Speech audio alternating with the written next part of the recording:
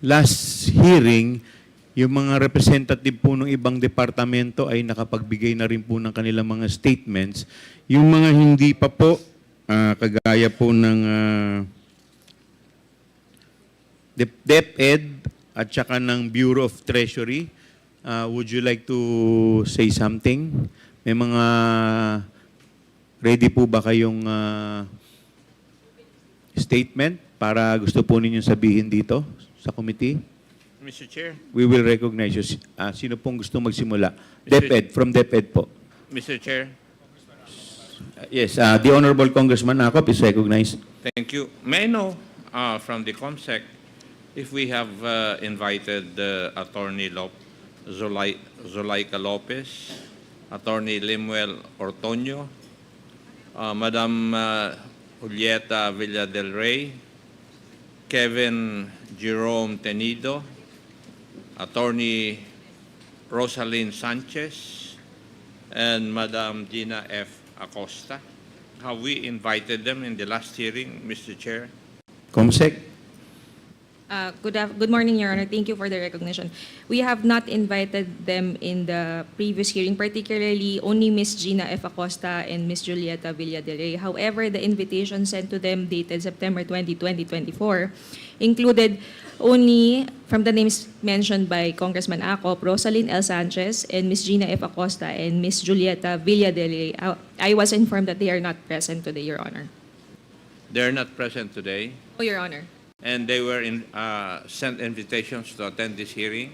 Yes, actually, Your Honor, the content of the invitation was addressed to Vice President Duterte, stating that the committee formally invites the attendance of the following officials and employees of the Office of the Vice President, and thereafter a list of employees from the OVP amounting to 17 employees, Your Honor. May I move that since they were invited and did not appear in this hearing, may I move, Mr. Chair, that we issue a show cause order pursuant to our protocol to the people who were invited but did not come to attend this hearing. So move, Mr. Chair. Seconded. Your Honor, Comsec. may I please correct my previous statement? Attorney Lemuel Ortonio was also invited in the previous invitation dated for the hearing September 18. He was again invited in the September 2024 invitation. Is there any objection to the motion? Hearing none, the motion is carried. Mr. Chairman, point of information or Yes, Congressman Dan Fernandez. this representation wasn't able to be present in the last hearing, and being a member of this committee, I just wanted to be informed of the situation wherein I was able to watch the some commotion of the members of the committee, and what I've learned is the problem of the rules that will govern this committee. Can I be clarified or be informed of what really rules that will govern our committee hearing? Well, we will be guided by the rules of the House with respect to the inquiry in aid of legislation. Firstly, Mr. Chair. under the... Mr. Chair. Yes, Congressman Acop, you're recognized. Since the good Honorable Fernandez was not present in the last hearing, for reasons I do not know, there was a question, Your Honor, that was raised in the hearing held on 18 September 2024, whether we would follow the rules of procedure governing proceedings in this committee. And there was also an issue raised that what we should follow should be the rules, the House Rules of Procedure governing inquiries in aid of legislation. Kung matatandaan po ninyo, kung nanood po kayo, si Honorable Rodante Marcoleta questioned a provision of the committee rules which allegedly we did not follow. Yun po yung dahilan. But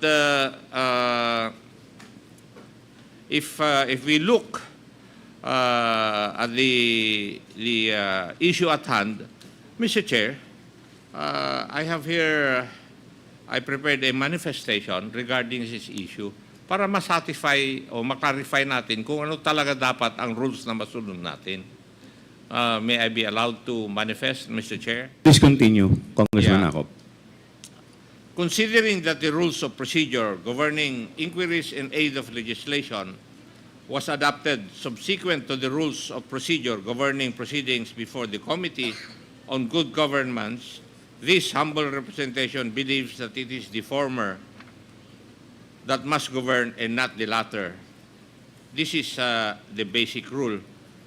Section 21, Article 6 of our Constitution states that inquiries in aid of legislation must be made in accordance with the duly published rules of procedure. I would like to repeat that, Mr. Chair. Duly published rules of procedure of Congress. In other words, the rules of procedure that this committee will follow are those rules of procedure that have been duly published in the official gazette. Following this constitutional mandate, Mr. Chair, this committee is mandated to follow the House Rules of Procedure governing inquiries in aid of legislation, which was approved by the plenary and published on 2 June 2023 in the official gazette. On the other hand, as to the internal rules of this committee, I understand that this has not been published.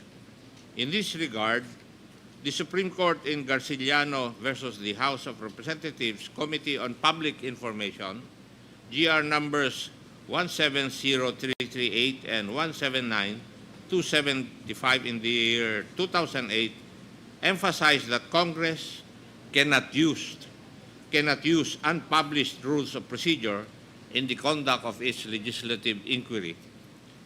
This is not to say that the adoption of the internal committee rules was wrong, as this provided guidance to the committee in the conduct of inquiries in aid of legislation, especially considering that at the time we adopted the internal rules, the House Rules of Procedure governing inquiries in aid of legislation has not yet been approved, adopted, or published. So, Mr. Chair, having said that, I think I have the duty to move and submit a motion for this committee to confirm for clarity that it is the House Rules of Procedure governing inquiries in aid of the legislation which governs this proceeding and not the committee rules.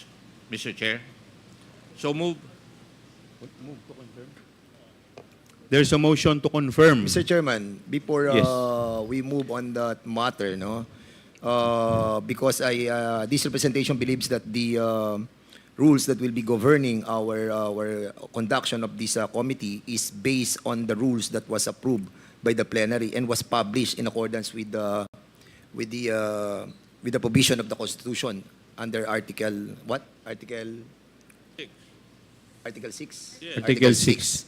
So, for that matter, before we take action on this matter, can I be clarified on something that is very important, considering that I think the good gentleman from Antipolo have said that on August 2022, the rules of the good government and public accountability have adopted a rule that will govern them.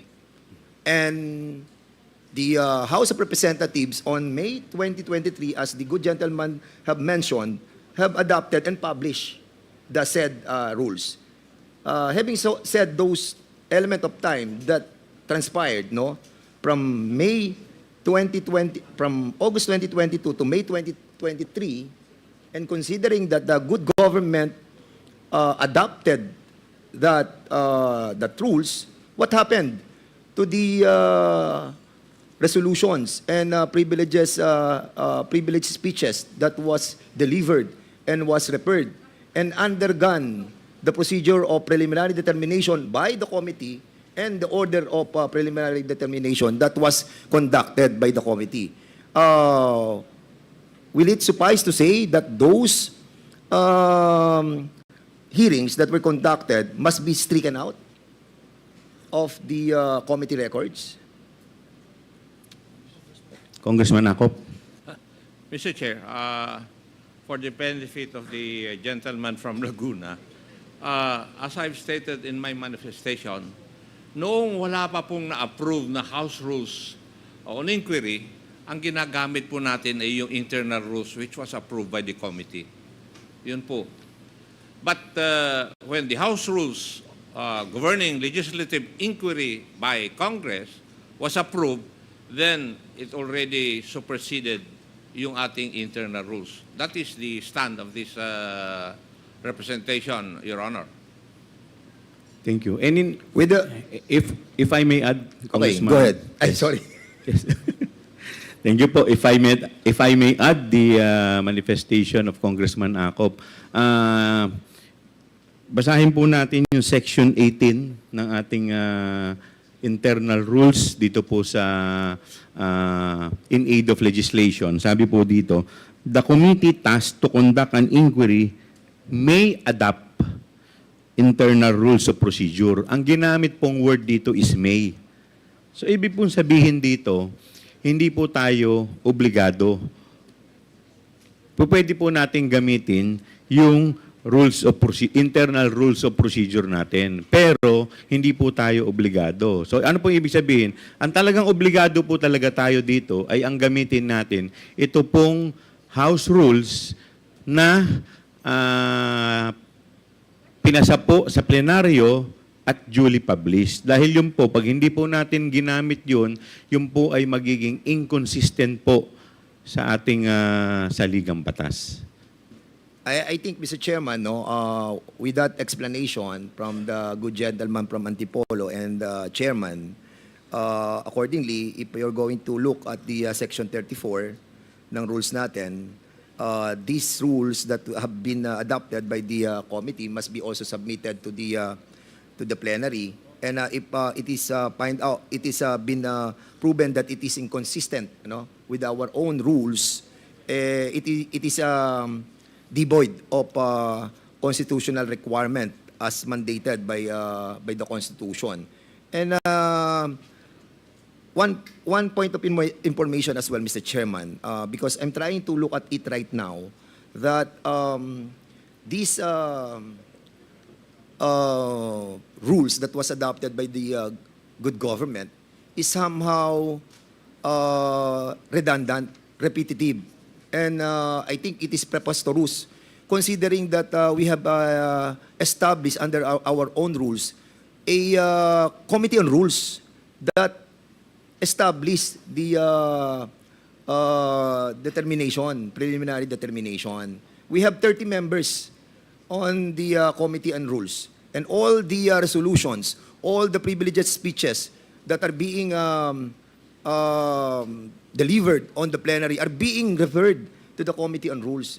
And one of the function of the Committee of Rules is to determine if there is a present of being referred to that specific committee. And in that case, Mr. Chairman, I believe that this representation believes that making a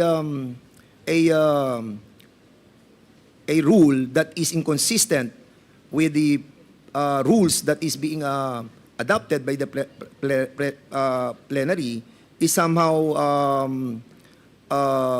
well, it's not abusive, it's not arbitrary, but somehow will have this House of Representatives spend so much effort, time, and resources for that matter. Kaya I think, Mr. Chairman, I submit to the position of this body, especially of Chairman Akop and the chairman of this committee. Maraming salamat po sa impormasyon. Thank you po. We will now rule on the pending motion. Mr. Chairman, I yes, second Congressman. the motion of the Honorable Ako. Okay, is there any objection? Hearing none, the motion is carried. We will now confirm that it is the House Rules of Procedure governing inquiries in aid of legislation that will govern in these proceedings.